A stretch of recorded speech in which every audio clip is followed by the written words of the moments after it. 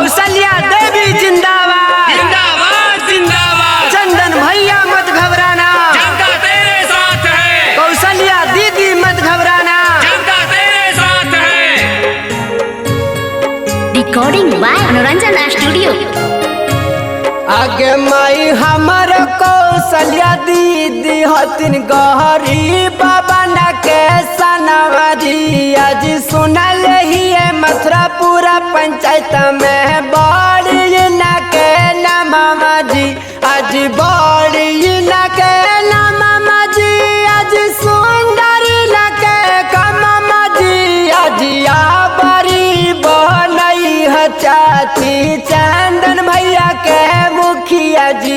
आज सुनल ही मथुरा पूरा पंचायत में बड़ी न के नामा जी। आज दोस्तों न पड़ना है चक्कर में, न पड़ेंगे घन चक्कर में, न पड़ना है चक्कर में, न पड़ेंगे घन चक्कर में। मुखिया तो कौशल्या देवी को ही बनाएंगे, क्योंकि कोई नहीं है टक्कर में। मथुरापुर पंचायत का मुखिया कैसा हो? कौशल्या दीदी जैसा हो। खेत मजदूर किसानों का मुखिया कैसा हो? चंदन भैया जैसा हो। छात्र नौजवानों का मुखिया कैसा हो? चंदन मिस्त्री जैसा हो।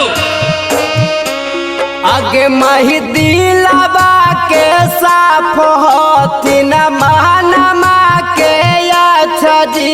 आज सब उम्मीदवार बस कौशल्या दीदी अच्छा जी। आज चंदन भैया सच्चा जी, कौशल्या दीदी अच्छा जी। आज यहाँ बड़ी बनई है चाची कौशल्या दीदी के मुखिया जी।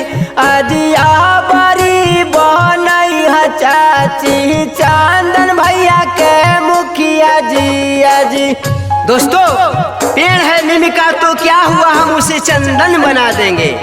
पेड़ है नीम का तो क्या हुआ, हम उसे चंदन बना देंगे।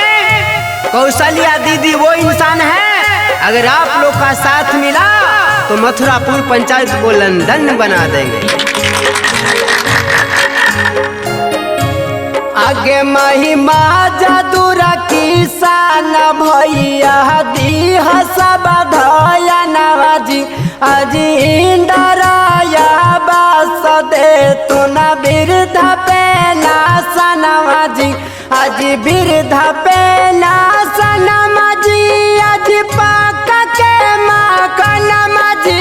आज बड़ी बनई है चाची कौशल्या दीदी के मुखिया जी। आज सुनल ही मथुरा पूरा पंचायत में बड़ी न के नामा जी। आज दोस्तों परवाह न करो जमाने का, परवाह न करो जमाने के, चाहे सारा जमाना खिलाफ हो।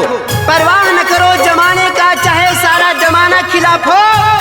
मुखिया उसी को चुनो जो सच्चा और साफ है। चंदन भैया जिंदाबाद जिंदाबाद जिंदाबाद। कौशल्या देवी जिंदाबाद जिंदाबाद जिंदाबाद। चंदन भैया मत घबराना, जनता तेरे साथ है।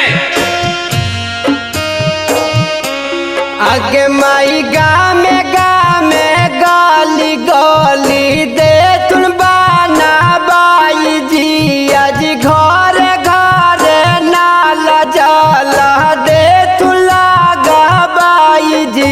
आज गाली बाना बाई जी, आज नाला लगा बाई जी। आज बड़ी बनई है चाची चंदन भैया के मुखिया जी।